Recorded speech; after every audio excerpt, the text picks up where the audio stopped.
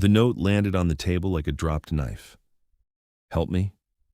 Don't let him take me out the back. Tyler Briggs read it twice before his brain accepted it was real. Not a joke, not a mistake. Ink pressed hard into a paper napkin, the letters shaking like whoever wrote them didn't have time to be neat. He looked up. Across the diner, a woman in a pale blue coat sat frozen in a corner booth. A camera flash had gone off outside the window seconds earlier, someone snapping her picture through the glass like paparazzi who'd been tipped off. Beside her, a man kept one hand resting on her shoulder, soft, careful, like he was holding her in place without anyone noticing he was holding her at all. To everyone else in the diner, it looked like affection. To Tyler, who had spent 12 years pulling strangers out of wrecked cars and knew exactly what fear looked like when it tried to hide behind a smile, it looked like a leash. Dad? His daughter, Nova, 9 years old, sat across from him with a strawberry shake she hadn't touched. She was watching his face the way she always did whenever something was wrong before he'd said a single word about it. "You look like you forgot how to breathe," she said. He had. Tyler wasn't a detective. He wasn't anybody important. He fixed city buses for a living, worked the night shift, and had raised Nova alone since his wife Maya died 4 years ago. His life ran on a simple, exhausting loop: wake Nova up, drag himself to the depot, fix an engine, come home tired, burn the pasta, pretend he had it together for one more day. Tonight was supposed to be simple too. It was Maya's birthday. Every year, Tyler and Nova came to this same diner because Maya used to joke that their lemon pie should be illegal in 6 states. Now there was a stranger's handwriting folded into his fist, and the stranger happened to be somebody the whole country would recognize on sight: Brinley Ashford, CEO of Ashford Dynamics, the woman on magazine covers and morning talk shows, the woman who had taken her father's failing shipping company and turned it into a logistics empire worth more than some small countries put together. Tyler looked at her again, careful not to stare too long. The man beside her leaned in and whispered something short. Her smile dropped for half a second, then snapped back into place too fast, like a mask being repaired mid-collapse. Tyler's pulse picked up.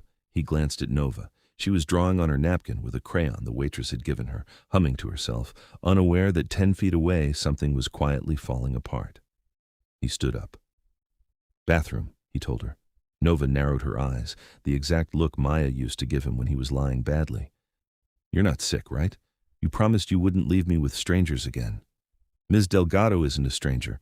He nodded toward their waitress, refilling coffee 2 booths over, an apron full of ketchup packets and 20 years of knowing every regular by name.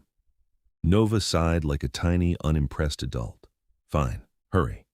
He didn't go to the bathroom. He went straight to the host stand, heart hammering against his ribs. "Is there a back exit?" he asked, keeping his voice low. The host, a college kid with a name tag that said Dev, blinked at him. "Yeah, why?" "Can you call 911? Now quietly without making it obvious." Dev's easy expression vanished. Tyler slid the folded napkin across the counter.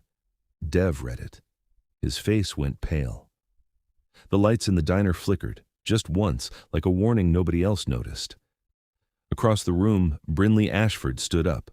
The man's hand closed around her wrist, gentle on the outside, iron underneath. "Time to go," he said, loud enough for nearby tables to hear, and soft enough that not one of them would think twice about it. Brinley's eyes swept the diner and landed on Tyler. Then she shook her head. Small. Almost nothing. A movement so tiny he might have imagined it if he hadn't been staring straight at her. "No, don't." Tyler froze mid-step. That was the first thing that didn't make sense. She had begged a stranger for help in ink, and now, with her eyes, she was telling him to stand down and let her walk into the dark with the man gripping her wrist. He followed anyway. He weaved through tables, past a family arguing over the check, past a busboy balancing 3 plates, ignoring the sharp sound of Nova calling his name behind him. By the time he shoved open the back exit, the hallway was empty. A door swung on its hinge, letting in wet, cold air. Outside, no black SUV, no security team waiting with radios and sunglasses despite the hour. Just slick pavement, orange streetlight glare, and the taillights of a gray delivery van cutting hard around the corner, throwing up a fan of gutter water as it went. "Dad." He turned. Nova stood in the diner doorway, scared, her drawing crumpled in one fist, the shake abandoned somewhere behind her. Something colder than confusion moved through his chest. Guilt, thick and immediate. He had promised Maya in the last weeks before she died that Nova would never again have to wonder if someone was coming back for her. And here he was, 5 minutes into a mystery that wasn't his, already breaking that promise a little. He crossed the lot and knelt in front of his daughter. "I'm sorry. I'm here. I'm right here. You left me. I know. I shouldn't have. Who was that lady?" He looked past her shoulder, at the empty street, the rain starting to needle down harder now, the space where a van used to be. "I don't know," he said. That was a lie. Something had just happened in front of him, something enormous and wrong, and somehow, out of every single person crammed into that diner, Brinley Ashford had chosen him to notice. The next morning, a headline sat waiting on his cracked phone screen when the alarm went off. Billionaire CEO Brinley Ashford missing after private dinner. Tyler sat on the edge of his bed and read it 3 times, the coffee maker gurgling untouched in the kitchen. Then, hands not quite steady, he called the police. 2 detectives showed up before noon, filling his small living room with the smell of rain-soaked coats. Tyler told them everything: the napkin, the man's grip on her wrist, the delivery van, the strange, tiny headshake that told him to walk away right when every instinct told him to run toward her. One detective, older, gray at the temples, listened carefully and took slow, deliberate notes.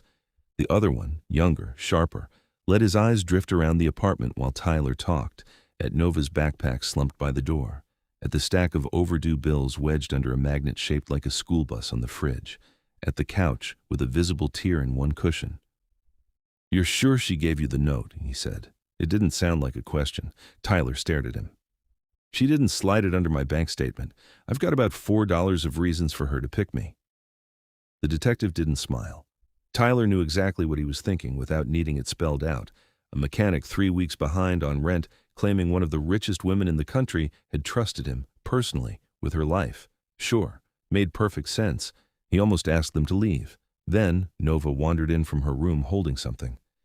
"Dad, I found this in the drawer when I was looking for tape." A photograph, water-warped at one corner, 5 years old by the date scrawled on the back in Maya's looping handwriting. Tyler took it slowly, and the room seemed to tilt.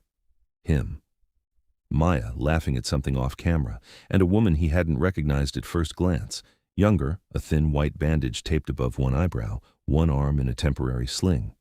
Beside her, a little girl who wasn't Nova, maybe 6 years old, clutching a stuffed rabbit. He remembered now, all at once, the memory surfacing like something rising out of dark water. 5 years ago, before Maya got sick, before any of that, Tyler had pulled off a highway shoulder after spotting a car flipped in the median, wheels still spinning. He'd climbed through a shattered window and pulled a woman and her daughter out before the engine started smoking. The woman had been bleeding badly from her temple, dazed, repeating her daughter's name over and over. He'd stayed with them, pressing a jacket to the wound, until the ambulance arrived. He never asked her name, never thought about that stretch of highway again. Brinley Ashford. That explained the photograph. It didn't explain the note. It didn't explain the fear in her eyes at the diner, or why a woman with a private security detail and a company jet had needed to beg a mechanic for help on a paper napkin. "Dad," Nova said, tugging the photo back toward her. "There's writing on the other side." He flipped it over. Numbers, cramped and careful. Coordinates? The younger detective's whole posture changed. He took the photo, turned to his partner, and the two of them had a short, urgent conversation in the hallway that Tyler wasn't invited into. By the time they traced the coordinates, they led to an abandoned Ashford Dynamics storage facility across the river, a building the company had officially decommissioned 2 years earlier. By nightfall, Tyler stood behind yellow police tape in the rain, watching flashlight beams sweep across broken warehouse windows. He wasn't supposed to be there. He'd driven anyway, left Nova with Ms. Delgado, who'd insisted without being asked twice. Radios crackled. Someone shouted a floor number. Then, quiet, spreading through the line of officers like a held breath finally released. They'd found her, alive, alone. Zip-tied to a metal chair in an office that still had a calendar from 2 years ago pinned to the wall. The man from the diner, the one with the iron grip, was gone. Vanished, like he'd never been there at all. Brinley wouldn't tell the responding officers anything. Not her name, not what happened, not who'd taken her. She sat wrapped in a silver emergency blanket, staring straight ahead, until someone mentioned a mechanic named Tyler Briggs had found the coordinates. Then, she asked for him by name. When Tyler climbed into the back of the ambulance, she looked smaller than she had the night before, smaller than she ever looked in magazines. No cameras catching her best angle, no practiced, board-approved smile, just exhaustion carved deep into her face and mascara tracked down one cheek in a thin gray line. "You shouldn't have followed me," she said, voice raw. "Then why did you write the note?" She looked past him, out the open ambulance doors, at the rain still coming down in sheets. "Because I needed one single person on this planet to know I was scared. Everyone else just needed me to keep smiling."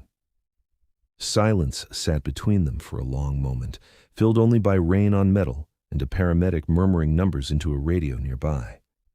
Then she told him. The man at the diner was her younger brother, Colton.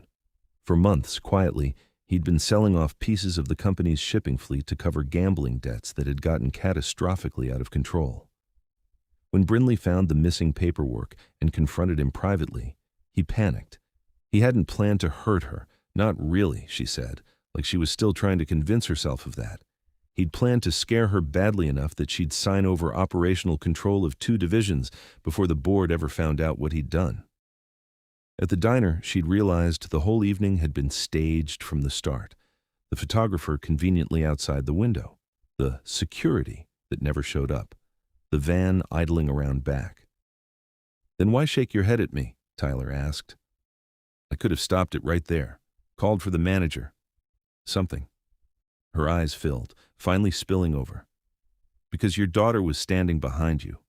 He told me if I caused a scene, if anyone got involved, people could get hurt. I didn't know if he meant it. I couldn't risk it being true, not with a kid in the room." Something in Tyler's chest loosened, the guilt from the night before shifting into something else entirely.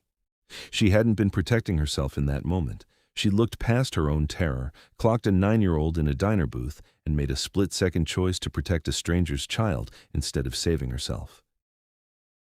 "You didn't need a hero," he said quietly. Brinley looked at him, really looked, like she was seeing him for the first time. "No, I needed somebody to believe me." That was the sentence that broke her open. She pressed both hands over her face, shoulders shaking, and for the first time since cameras had started following her a decade earlier, the CEO everyone thought they knew stopped performing strength altogether. Weeks passed. Colton turned himself in after his lawyer negotiated a deal that kept most of it out of the headlines. No dramatic courtroom scene, no viral perp walk photo. Just paperwork, consequences, and a quiet, permanent gap at future family holidays. One Saturday afternoon, a car Tyler didn't recognize pulled up outside his building. No security detail, no cameras. Just Brinley, in jeans and a plain jacket, holding a white bakery box like she wasn't entirely sure she was allowed to be there. Nova got to the door first. "You're the napkin lady." Brinley actually laughed, a real one, surprised out of her. "I guess I am." Inside the box, a lemon pie. Tyler stared at it, something catching in his throat. Somehow she'd found out about Maya, about the diner tradition, about the whole reason they'd been sitting in that booth the night everything started. "I didn't know what else to bring," Brinley admitted, a little sheepish, a look that didn't match a single photo Tyler had ever seen of her. Nobody spoke for a second. Then Nova pulled out the 3rd chair at the small kitchen table, the one that had sat empty for 4 years, like it was the most ordinary thing in the world. "You can sit there." Tyler almost stopped her. He didn't. Brinley sat down slowly, like she wasn't sure the chair would hold the weight of everything that had happened. They ate pie that afternoon that wasn't quite as good as Maya used to claim it was, but close enough. Nova told long, winding stories about her school's science fair. Tyler listened, half to his daughter, half to the strange, quiet ease of a billionaire in his cramped kitchen, not saying anything important at all.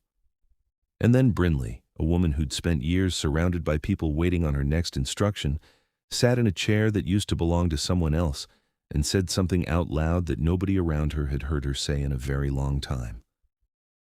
"I don't know what to do next." Tyler looked at her. He understood that particular kind of lost better than almost anyone alive. Then don't figure out everything tonight, he said. Just eat the pie. Brinley smiled through tears she didn't bother wiping away. Outside, a city bus rumbled past the window, one of the same routes Tyler drove some nights, engine humming, tires hissing against wet asphalt.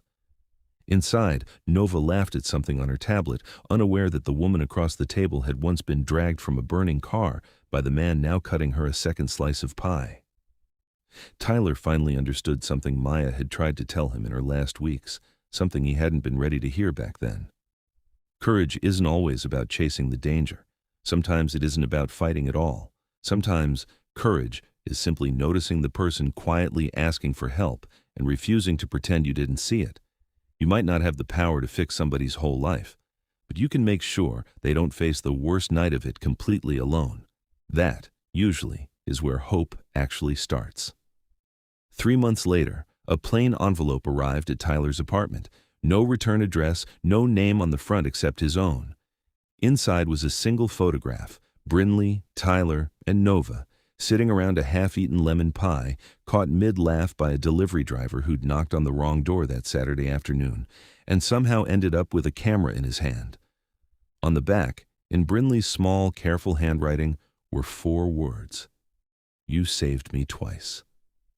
Tyler never figured out how she'd gotten the photo developed, or who had actually taken it in the first place, or how long she'd carried it around before deciding to send it. Some questions, he decided, standing in his kitchen with rain ticking against the window, didn't need an answer. Some napkins just needed someone willing to read them all the way through.